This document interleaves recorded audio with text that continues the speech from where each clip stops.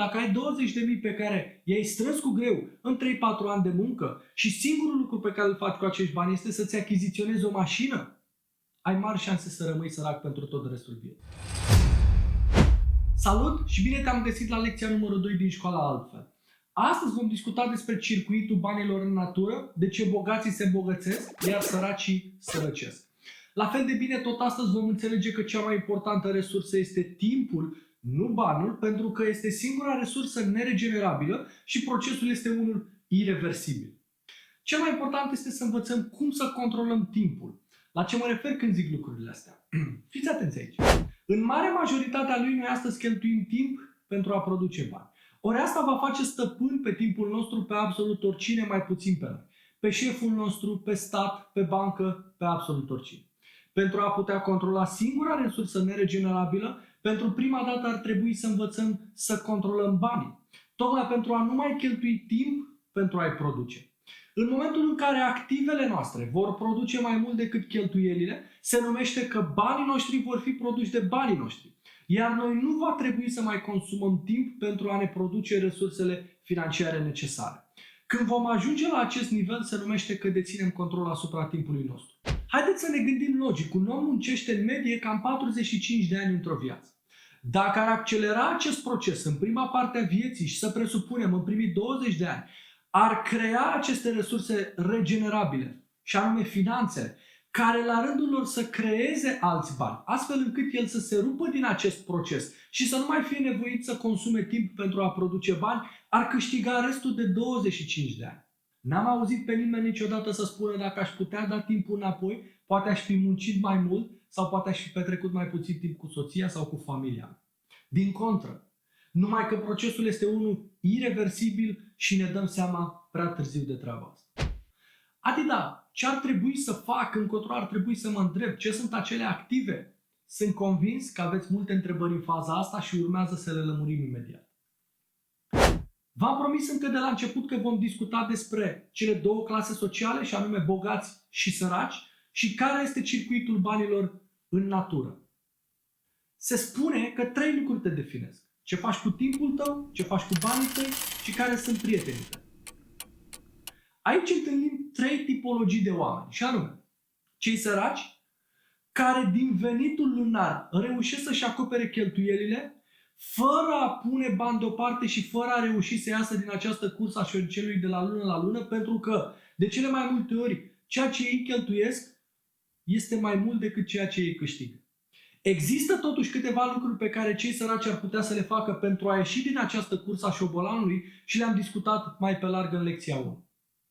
A doua categorie pe care o întâlnim aici este pătura de mijloc, care după ce își vor asigura cheltuielile din venitul lunar, mai departe restul vor investi în pasive.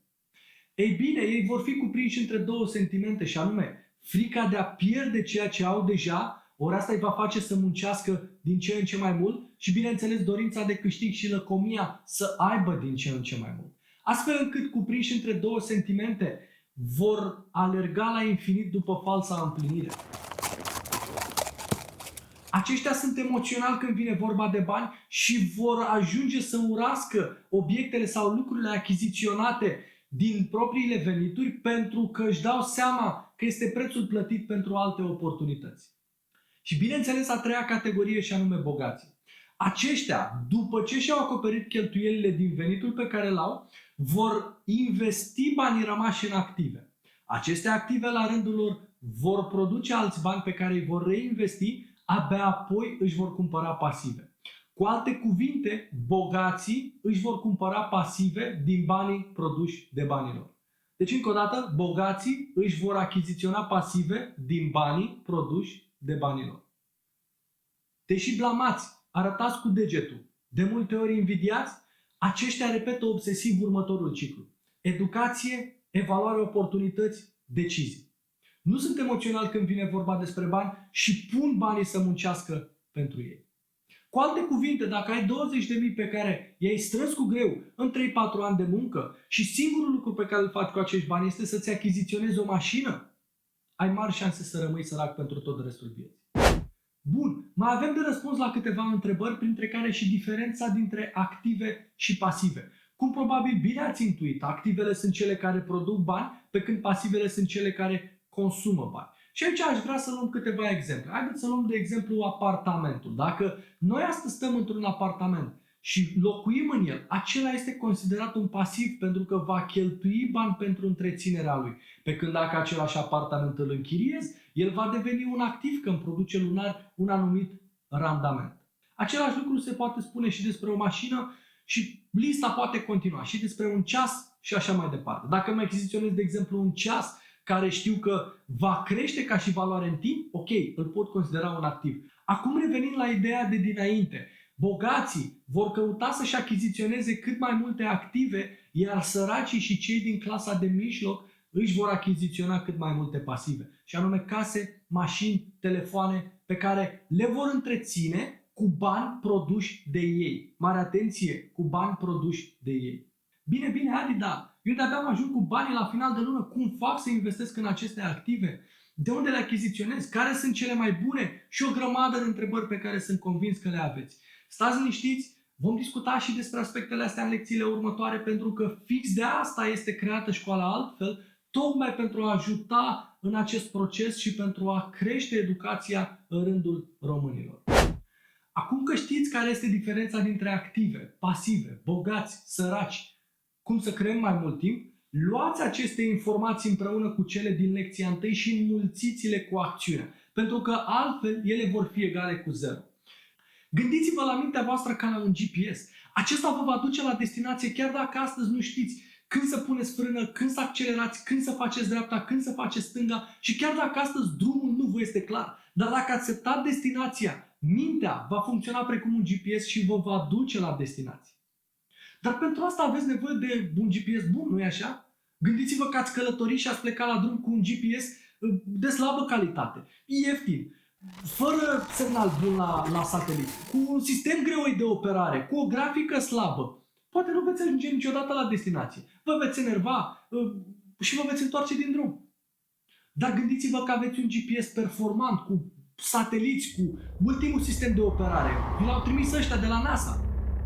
Ce încredere veți avea în acel GPS că vă va duce la destinația dorită, care va fi confortul vostru? Evident, contează foarte mult instrumentul pe care îl folosiți și aici bine ați înțeles analogia cu mintea.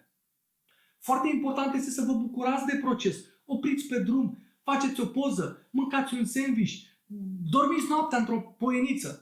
Dacă asta trebuie să faceți, bucurați-vă de proces. Nu stați la volan încordați și transpirați și că ajungeți acolo la destinație cu durere de șale.